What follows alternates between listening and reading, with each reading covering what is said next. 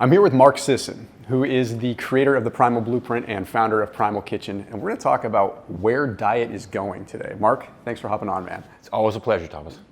So, Mark, you were sort of this guy that was really taking this, well, for lack of a better term, primal approach from the get-go, and we're seeing this really big sort of recycling of that right now. Right. People talking about ancestral diet and things like that, and you and I were talking offline about where are things going now? Like, where are we starting to see things? And jumping right into it, like, what's your finger on the pulse of the industry? Like, where do you think the diet world is going right now? I put a link down below for Thrive Market if you want to get like some protein snacks. They've got things like chomps, they've got beef jerky, they've got really good things to snack on. But the best part is there's a 30% off discount link. They are a sponsor on this channel. They have been for 5 or 6 years. It's how we create the content that we create and keep going and pay our team and rock and roll. But the best part is you get a discount. That's a 30% off discount link, so you can shop at Thrive Market, do your full grocery shopping there. They even have meat and seafood options that are much more sustainable, which is great.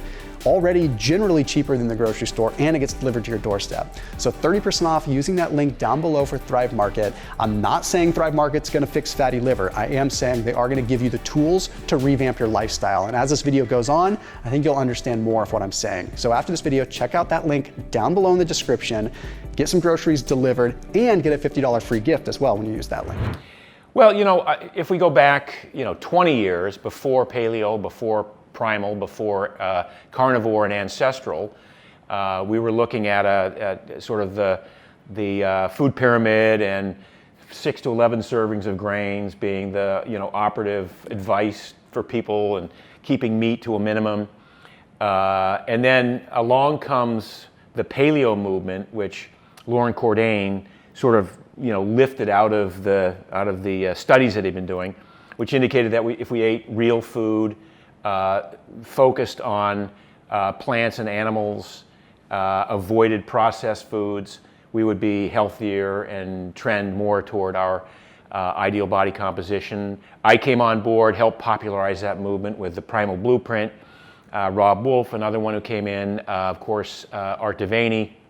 So there were a few of us that sort of started this shift toward a more natural way of eating, but also away from processed foods, but also more emphasis on protein, on animal protein, on avoiding processed carbs, starchy carbs, legumes in some cases, and the pendulum started to swing in this way away from the standard American diet toward an ancestral way of eating.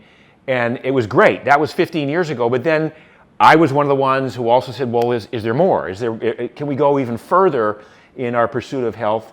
And I started looking at keto. And I started thinking, wow, that's a way of really getting rid of processed foods and really focusing on high quality protein and high quality fats. And so the keto movement started to come in. And there were a lot of adherents. And of course, you are a leader in that movement and have been for a long time, as was Peter Attia. And the pendulum kept swinging sort of the other way to a very dogmatic approach to a low carb, avoid sugar at all costs, avoid carbs at all costs, and even as recently as 3 or 4 years ago, avoid industrial seed oils at all cost. And now you're down to like, what can I eat? Now you layer onto that people who are engaging in intermittent fasting, because that became another strategy. On top of the Paleo, Primal, Ancestral, Keto, now it's intermittent fasting. And people became, I think, so ingrained in their, for lack of a better term, dogmatic in their approach, that they forgot that life is about enjoying a lot of aspects of what we do. Whether it's the people that we hang out with, whether it's the workouts and the movement that we do, whether it's the family and the friends and our job opportunities, like extract the greatest amount of pleasure as you can from life, which includes food. So here we are. Now we've become this sort of dogmatic, like here's the list of things I can eat, here's the list of things I cannot eat, here's when I can eat, here's when I can't eat. And I think, as a movement, we're over it. Yep. And so now I start to see people moving back a little bit. I've started incorporating legumes back into my diet because I found out, I can eat them. They're not horrible if they're processed, if they're prepared appropriately. You and I talked about saturated fat at some point, and we said there was a point at which saturated fat was like according to most keto people. Didn't matter how much you took in. It was all fine. Saturated fat was the be-all, end-all of fats. Now maybe not so much. So you and I just had a great bike ride, and the term nuanced came up on it several times. And I think that's where we're at. We're at a point where the discussion about the way we eat and the way we choose to eat individually has to be nuanced. It has to look at all of these different aspects of what energizes our body, what builds muscle, what preserves lean muscle, what supports a healthy immune system, and it isn't exactly the same for everybody. So, long-winded answer to your question, I think we're at a point where individualized ways of eating and dieting is coming back into fashion, and it all comes down to an education, right? An understanding of how the body works. And if you know how the body works, you're much better able to start experimenting with taking away or adding back in things with the ultimate intention of, I think, enjoying every bite of food you eat without guilt.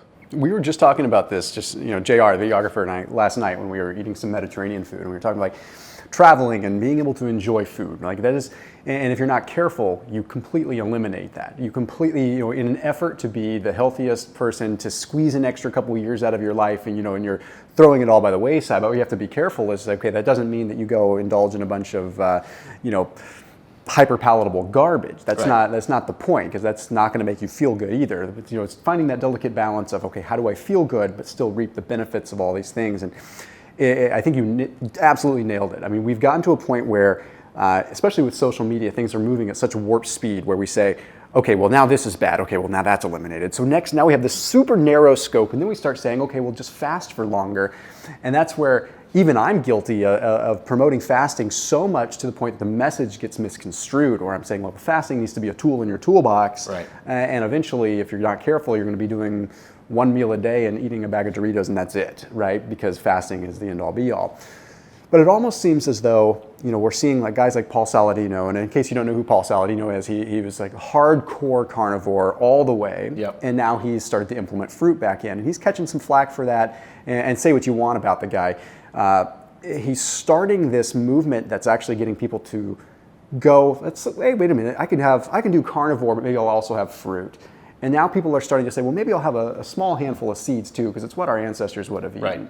Right. Do you think we're kind of heading back to what Lauren had originally kind of started with paleo? Yeah, I mean, I think we're heading back to, not to toot my own horn too much, but we're heading back to what I originally envisioned as primal, which was basically, let's use the template of an ancestral diet, what we know about it, because nothing that we eat today resembles anything we ate 10,000 years ago, right? Except maybe ruminant beasts, like literally some venison, some deer that you might kill on your own would be the closest thing to what they ate 10,000 years ago. But these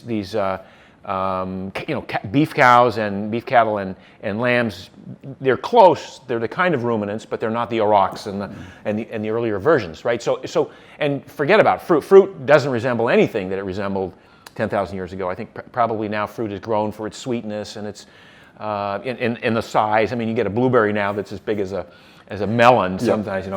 So I think that the primal blueprint was originally contemplated to say, using the ancestral template as a background, what can I eat? What can I include? So whereas the original paleo thing said absolutely no legumes, they're poisonous, they've got lectins.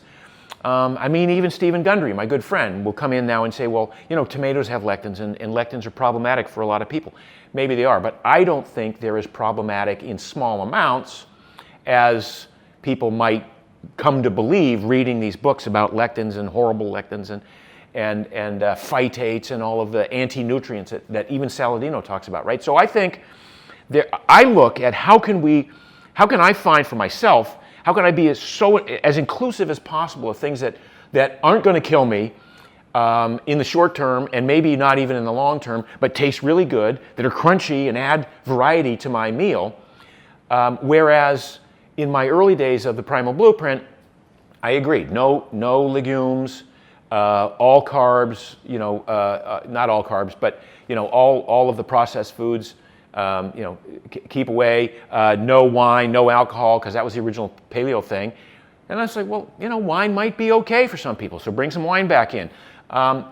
Dairy, a lot of people had an issue with dairy in the early paleo days. Bring the dairy on, man. Bring high-fat, cream and raw milk, and no pasteurized, processed, homogenized milk, but dairy might be something to include. I like cheese. I want to include it, and if I can, and if my body can handle it, I want to be as inclusive as possible. So that's where I see this. It's kind of coming back. Even Saladino, you say, well, you started out being hardcore carnivore, nose to tail. That was all you needed, and then he's like, well, our ancestors had berries and fruits and some nuts and some honey. They could get honey if they were willing to, climb up the tree and brave getting stung by the bees. Who knows? Maybe he'll start saying some of the sweeter tasting leafy vegetables are something that we can include in our diet now. Yeah, it's interesting. Well, you mentioned dairy too, and I have to make a thoughtful note here for people that are watching that there's interesting newer research on like CLA with dairy too that is phenomenal. Like before the research on CLA was done in like pure supplement form and it was a little bit mixed, but now the CLA that we're seeing in dairy actually seems to be very, very beneficial. So we're seeing a huge shift towards, okay, well maybe some raw dairy, maybe things like this are actually really, really good.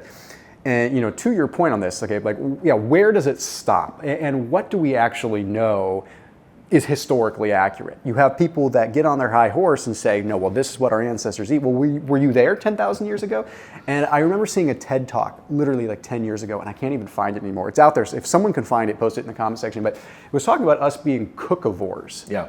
And we are unique because we cook our food. And so many of these arguments that are made against plants being bad or this being bad, it's not nearly as much, sometimes completely nullified if these plants are cooked. And some of that case with lectins in some cases. Now, in some cases, if you get nuancy, lectins will remain if cooked. But a lot of the phytic acid, things like that gets broken down when you cook. So are we unique because we cook our food? Right. And that makes us different. And if you look at from a primal blueprint side of things, like you weren't eating a ton of raw vegetables with that. A lot of it was fairly cooked, right? Right. Yeah. Yeah, no, for sure. And then I think another sort of misnomer in the educational part of like what did our ancestors do? Look, our ancestors ate eggs and snails and clams and newts and all kinds of crawly things that they found in the ground. It wasn't just bringing down a mastodon every couple of days and carving up the choice cuts.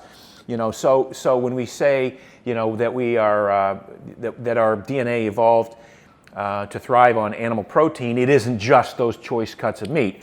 And it isn't just nose to tail on a large beast. There were a lot of other contributors to that diet. But I mean, I think that overall we're getting to a point right now where, and this comes back to a sort of a passion of mine over the last 5 years when I say that the true holy grail of eating is to achieve metabolic flexibility, right? And how you do that doesn't necessarily require that you go into ketosis or require that you intermittently fast or require that you become a carnivore. Ultimately, what you want to do is train your body to be good at burning fat and to be good at building the metabolic machinery to burn ketones efficiently, at which point you can then derive energy from any substrate that happens to be available for the task at hand. If you're in the gym doing glycolytic work, you've got glycogen in your muscles that are ready to do that. If you're out on a long ride or a long walk or run or hike, you can burn largely fats because you've trained your body to do that. You built the metabolic machinery. You've had the opportunity, both through a dietary approach of withholding carbohydrate and then the selection of certain exercise modalities. You've engaged in what we call mitochondrial biogenesis. You've built more of the mitochondria that burn fat. With that skill, that metabolic flexibility, comes metabolic efficiency, and you become much more efficient. And with those two things, now you get the luxury of what I would call fractal eating, which is you don't have to be tied to any one mealtime. If you wake up in the morning and you're hungry, have breakfast. If you wake up in the morning and you're not hungry, don't force yourself to have breakfast. If you can go all day without eating and that feels good to you, do it. If you can go all day and have to have a couple of meals every couple of hours for a certain period of time, do that. It's not, and what I want for people is for them to become intuitive about this. Now, I'll give you an example. So I was just in Europe, and I was, I had a very active summer. I was in Europe for 4 months, and I did a lot of hiking. I was walking 6 to 10 miles a day. I was trying out my new shoes. I was wear testing my new footwear products. And I went to the gym and I stand-up paddled, but I lost 4 pounds. And I was eating great meals. I wasn't withholding consciously, but I was sort of intuitively going about my day and using my hunger or not as a guide to how much I should eat and when I should eat. And I looked back and I figured out that it was maybe 22 to 2,300 calories a day for long periods of time. But then there came a day when I'm like, for some reason, I'm like wickedly hungry today. And so I didn't work out, and I ate like 4,400 calories. It felt fabulous. It felt natural and normal. And the next day I went back onto my schedule. But I was using, my intuition about how I felt, how I was moving, what the strategy for the timing of the day and the routine of the day was. And that's really what I want for people who follow my writing and my blogs and things to understand, that I really want for you to be intuitive about this to the extent that you make choices on the fly without any second thoughts about, oh my God, what would Thomas do or what would Mark do in this situation? Forget that. What would you do in that situation? And then feel good about it. Even if it's like I had to have like 2 giant pieces of baklava because it was so damn good, go for it. And then, realize you're gonna have a little bit of an insulin kick on that. That's fine. You're readjusting your insulin receptors, and then go back to where you were. Yeah, exactly. And I think, the issue we face as a society is we're not in touch with those intuitive feelings. Right. Like we've lost that. And people like you and I who have kind of paid attention to that, we start to get it. And I think what both of our messages is to really teach people the foundation. If they can understand where they are and they can understand the basic biochemistry, nothing crazy, the basic understanding of, hey, this is how my body uses XYZ fuel. Right. Once you start learning that, you can understand how you feel a certain way and when it's time to eat. And I use this as an example. Like, our calories that we consume, they don't reset at midnight every night. Bingo. Right? Yeah. So it's like if we are eating 3,000 calories per day, that's total BS, because who knows what our metabolic demand is that's happening behind the curtain of what Right. we think is our conscious life. And so I always tell people, if you have to count calories, if you have to pay attention, look at it over the course of a week. Just stop, take a step back, look at it over the course of the week, because one day you might eat 500 calories. One day you might not eat at all. One day you might eat 6,000 calories. Where do you land at the end of the week? If you have to give yourself a number, it's a much more realistic look to look at it like a week. Well, that's why we have these buffers. These buffers which are built into the system. We are born with a factory setting that wants us to burn fat.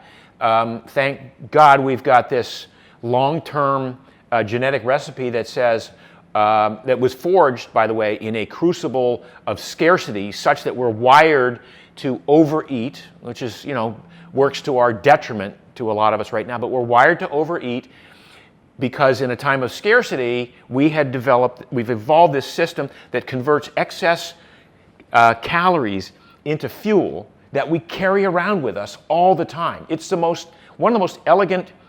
Evolution doesn't always work the way you'd think in terms of, you would never use the term elegant, because evolution basically rewards an adequate solution, not the perfect solution, right? But in terms of our ability to store fat, it's pretty elegant, because we take these excess calories that we eat, and the body says, the whole body's thinking, got to overeat because there might not be food tomorrow. And so we want to have this energy available to us in times of scarcity. So we convert the excess energy into fuel that we get to carry over the center of gravity. It's so perfectly convenient that it starts over the hips and then works its way down the thighs or up the belly. But we don't store fat on our shoulders, because we would tip over, right? We're walking, we're bipedals who are carrying this fuel around with us. And we have this really elegant system that allows us to take that fuel out of storage and combust it for long periods of time when there's no food around, right? If you've done the work, if you've built a metabolic machinery to burn those excess calories, if you decide you don't want to eat for a day and your body is metabolically flexible, it's almost seamless. You don't even feel what's going on, but your body's going, okay, take the fat out of storage, combust it in the muscles, locomote over to here, do this, send ketones to the brain loves that. There's no feeling of hangriness or no feeling of depression because there's no food around. That's the design of the system. Problem is, we're really good at the first part, converting the excess calories into fuel that we carry around with us. We've lost the innate factory setting that allows us to combust that fuel when there's no food around. So you and I teach people how to combust that fuel during times of scarcity. Yeah, and I think training the body to be able to do that in the background is a really important piece too. Yeah, so you start with diet, but then you have to do the physical work too. 100%. Yeah. And when you look at things like the ketogenic diet, for example, which I lost 100 pounds with it. I'm indebted to it because it put me in this box that made things easy for me.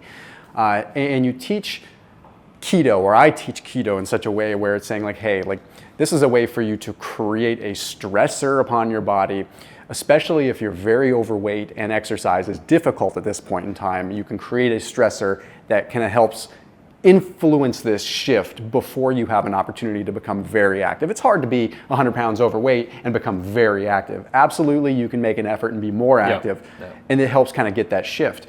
And the whole idea behind keto is let's kind of push that and use it as literally a tool for you to use rather than making it a 100% lifestyle you deviate from. Well, I think so. Back to the original question: where is diet headed? And I think it's headed toward this fractal, again, this sort of fractal approach where a little bit of keto is a good thing once in a while, and it doesn't even have to be programmed into your schedule. It can be like, oh my God, all I had today was eggs and bacon and eggs and a steak. Today was a keto day, Okay, great, and tomorrow might be a little, you might throw some carbs in there. That's the metabolic flexibility. And then you might say, gee, it's like 4 o'clock this afternoon. I've been working all day. I didn't get a chance to eat lunch. Oh, well, that's great. That contributes to my metabolic flexibility because there's a lot of stuff going on in the background in my body that was adjusting to the lack of calories and taking advantage of the metabolic machinery that I've built to continue to burn fat, create ketones, burn the ketones, and do all of the housekeeping that that we know happens in the absence of eating. As Art Devaney sort of initially said very famously, all the good stuff happens when you're not eating. All the good stuff in the body happens when you're not eating. And to be able to not have to stick to, okay, I'm keto, and if I get out of keto for 2 days, it's a sad time for me. I failed, in my approach to life, and I'm going to beat myself up. No, the way we look at this is you just, every day is a new day, and if you've developed metabolic flexibility, it doesn't matter. It literally doesn't matter from one day to the next, as long as you obviously stick to, a relatively short list of natural foods that we know you can, eat with almost with abandon if you know what you're doing. That's well said. And eventually you can get to a point also where you're having fun with it. It's on a long drive with my wife recently. I said, you know what? I've been off of keto for the last 3 months or so. And I said to my wife, I kind of feel like going back on keto. It just seems like it would feel good for a little. And that's exactly where I want people to be too, is where you are so in tune with how you feel under different dietary loads that you can actually, when it's even convenient for you, pick and choose. Now that's what I would call self-medicating. Yes. You know what I mean? Yeah, totally. Yeah. And it's a healthy form of self-medicating. Yeah, exactly. And it's like, why? Yeah. Well, I feel maybe I have a little more cognitive when I'm keto, and I associate that. And then I feel like I'm more anaerobic and have more strength when I'm a little bit off keto. And but that's very fragmented in a distinct sort of performance fashion, right? Which is, I try to encourage people to look at their life that way. You are an athlete in whatever it is that you do, but then also being able to not be upset with yourself when you say, hey, I'm in a keto block and I'm deciding to have some carbs. Well, in a lot of ways, that could be good for you. It comes down to kind of the glucose tolerance piece, which we don't need to get nuancy with that. But I think, would you safely say that, humans are omnivores. Mm-hmm. So I think we're heading back to toward sort of this eat like an omnivore sort of. I hope so.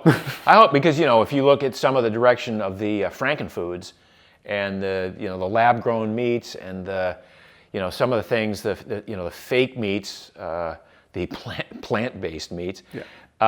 It's ridiculous and scary and does not bode well for the health of either this country or the world.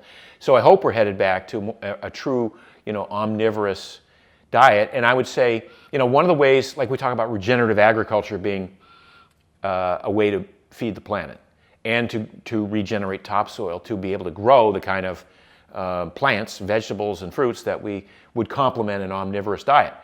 And to sort of look at where we are right now, you read these statistics that something like 40% of food is thrown away in this country. Yeah.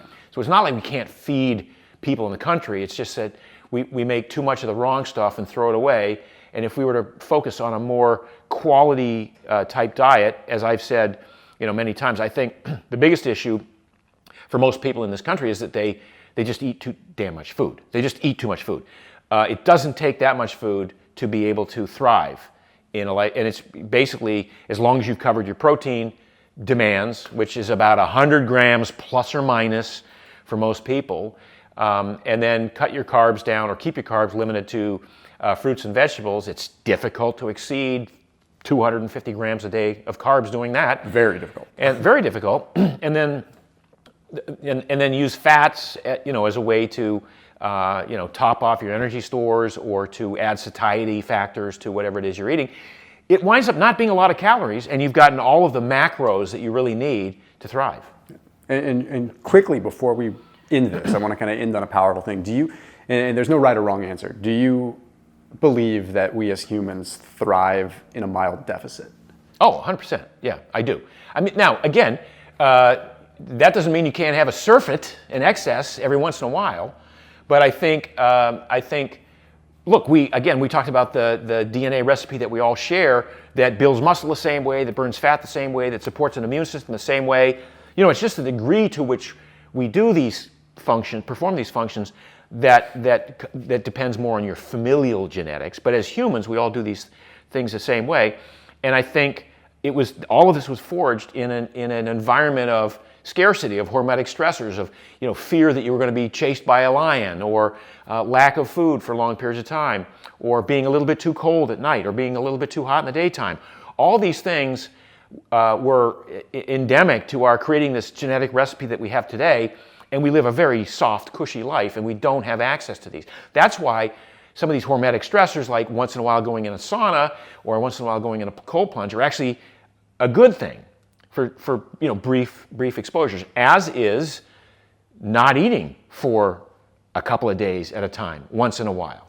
I totally agree, and I think a lot of times we overdo these hormetic stresses, which is a topic for another day, and or we get ourselves totally adapted to them, where we cold plunge every day to the point where you're really getting a benefit. And sort of all end with talking about fasting, just as you mentioned, fasting should always remain the anomaly. And I know a lot of my audience are big fasters, and I can't stress this enough, that if fasting, these longer fasts should be an anomaly. They should be something you throw into the mix randomly to shock your body. So Mark, as always, man, it's a pleasure, and keep it locked in here on the channel. Okay.